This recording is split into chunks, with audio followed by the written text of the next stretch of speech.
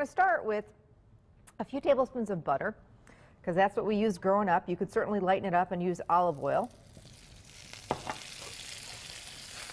The biggest skillet you have, and I like to use for this a stainless skillet. I have 2 sets of pans at home, and we also have 2 sets of pans here in the studio. With stainless, you're going to get some nice color on whatever you're cooking. So in this case, we're doing pork chops, and I've got boneless pork chops, but bone-in pork chops work great too. And we didn't have a lot of money growing up, so we'd get whatever, you know, the thin pork chops, the cheapy pork chops work perfectly in this recipe. So season the pork chops with salt and pepper. Get them in there, spread them out. We do not want to overcrowd them. We want them to get some great color. That's why we want to use a big skillet. If you used a nonstick, that would be fine, but you're just not going to get the nice color. You're not going to be able to brown those chops as well. So a little bit of salt and pepper on both sides. These happen to be big, thick, meaty pork chops, which take a little longer, but if you're in a real hurry, you could probably squeeze 6 of the real thin guys in this skillet. All right. So ingredient 2, we're not going to count butter, right? You're going to give me that one, aren't you? So pork chops, a little salt and pepper. We're not going to count salt and pepper either. And now this is optional. Sometimes Nana would use fresh mushrooms if we had them. Sometimes we'd do this without mushrooms, but since we have some gorgeous mushrooms, button mushrooms work. These happen to be baby bellas. Look at this. They're all kind of clumped together. And the way I clean mushrooms is I like to take off the ends. Just a little bit of a better knife there. One wasn't so sharp. And just run a paper towel under some water and very gently,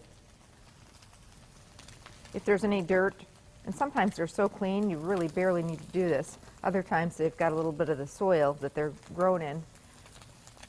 And check those pork choppers. What did you say, Ann? Really?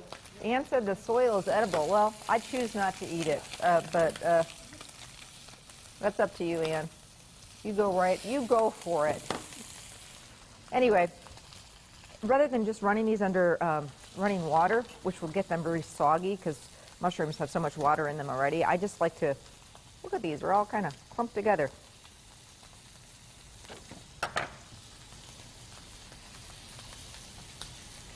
Just wipe them off like this. Now you can go ahead and take a shortcut and buy the pre-sliced mushrooms, and by all means, I have no problem with that. I'm all about shortcuts, but sometimes these bigger ones are a little bit cheaper. And I love the flavor of these baby bellas. They're really yummy. But totally up to you. Okay, I'm going to flip these guys over.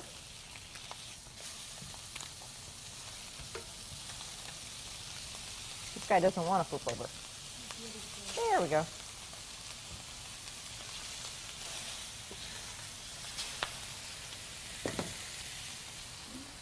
So I took my daughter Ireland swimsuit shopping recently. Oh boy. Can anybody else feel my pain on that one? Swimsuit shopping in general is not too fun. Ann and I were talking about that the other day, trying on swimsuits. Oh, and then trying them on with your teenage daughter. I'm of the nope, nope, nope. I say a lot of nope. And then, of course, I find one that's really cute, and then no, she says nope. So, oh boy, we did end up leaving the store with a couple of swimsuits that work, but it is a challenge, to say the least. If anybody else can relate, go to Facebook. Facebook me or follow me on Instagram, Twitter, whatever. It's yeah, shopping with a teenager. Sometimes fun, sometimes not so fun. Okay, so we just want to get these, have some nice color on these, and if they're not cooked all the way, we'll put them back in the sauce in a little bit. But I do have, see that nice brown color we have? That is flavor. And there's all these great drippings in the bottom of that pan. So I'm going to add a little bit more butter. And I'm going to do my mushrooms, and I'm just going to slice them. You could even keep them whole if you wanted to. So here's the story of Nana's lemon meringue pie. So when I was writing my first cookbook, and I used a couple of her recipes in the cookbook, I mentioned her and talked about her because my cookbook has a lot of family stories in it and things like that.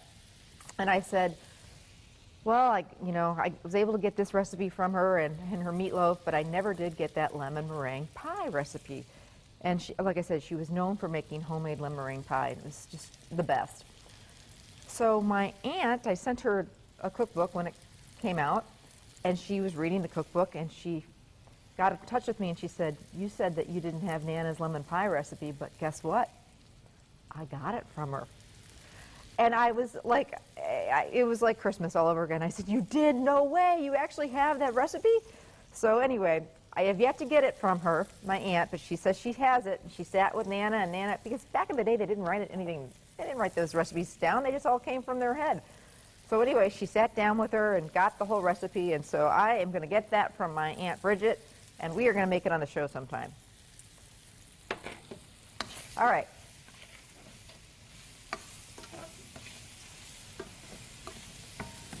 We didn't have a lot of fresh herbs growing up, but we did have garlic salt. Nana was a big fan of that too. So I'm just going to season these mushrooms with a little garlic salt, or salt and pepper would work. Just give them a little extra flavor. Okay. And at this point, we're going to hit this with a couple of cups of milk. We love our Lamer's milk. And that is going to, there's all these great brown bits from the bottom of the pan from the pork chops. So that's going to pull up that flavor. These days, you know, we use wine and chicken stock and other things to pull up that flavor, but Nana didn't cook with a lot of wine back then, so we're just going to use milk, and it's going to do the same job.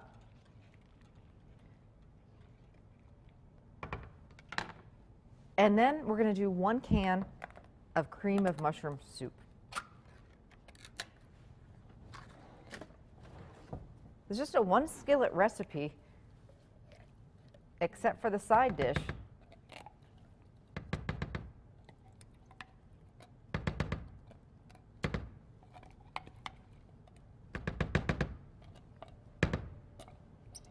And boy, my dad loved this one. Well, what guy doesn't like pork chops?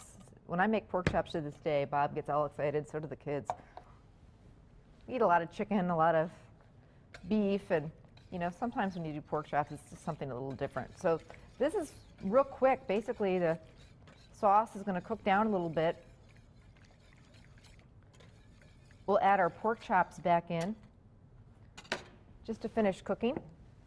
A little bit more flavor in there. And I'm just going to bring this to a simmer, and in minutes it's going to be done. And it thickens up just a little bit, and then we'll top it with a little parsley. We would always serve this over hot cooked rice, mashed potatoes, or buttered egg noodles. So I'm just going to let this do its thing, hang out, and just simmer just a little bit, and we'll finish the dish coming up in a bit. More 5-ingredient recipes coming your way. I'm going to show you how to make sausage, cheese stuffed mushrooms that are out of this world, and a great Parmesan topping for anything from pork chops, chicken, steaks, and some really fun, quick ideas too. So it's all about quick and easy. Give me 5 today. Stay with us. We'll be back.